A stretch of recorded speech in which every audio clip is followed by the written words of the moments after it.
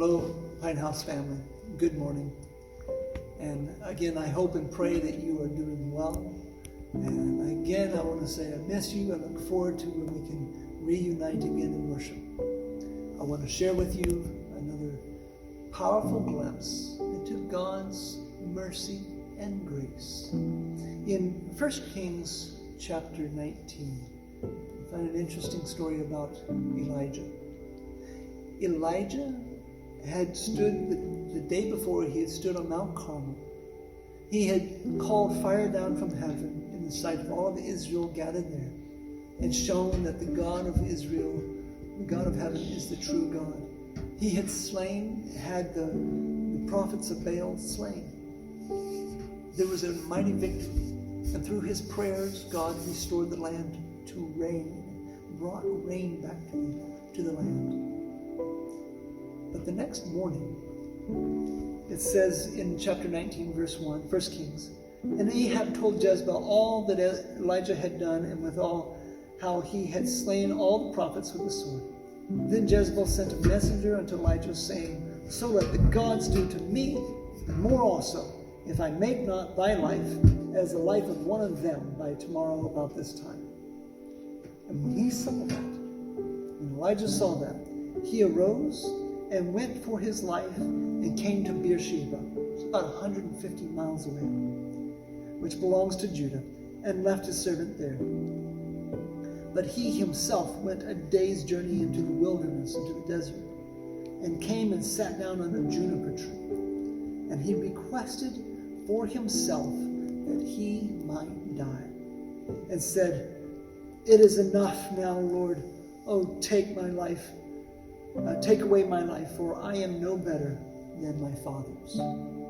What I found so fascinating about this is that Elijah had a lapse. He was exhausted. He had a lapse, and he failed.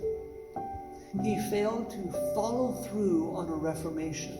When Jezebel threatened him with his life, instead of standing firm, because the same God who called down fire from heaven and rain out of the sky could have protected him, and he could have seen a mighty revival and reformation continue there.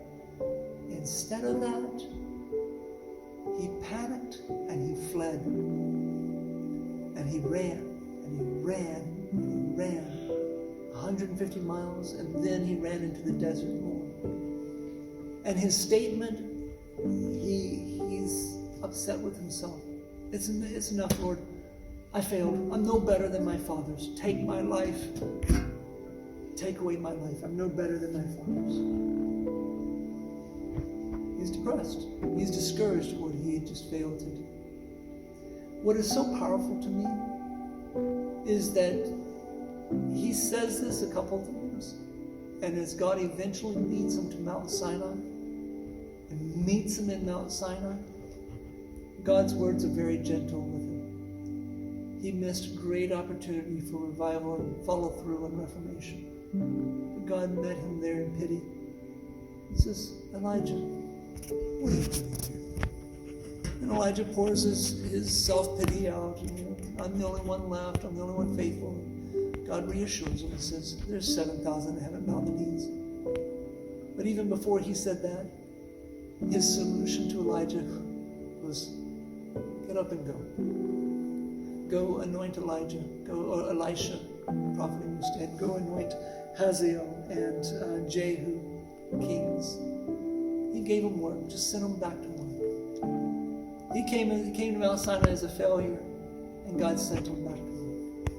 And what is most beautiful to me in this story is that the one who missed that opportunity, a few chapters later, in 1 Kings or 2 Kings chapter 2, we find God calling him and taking him to heaven.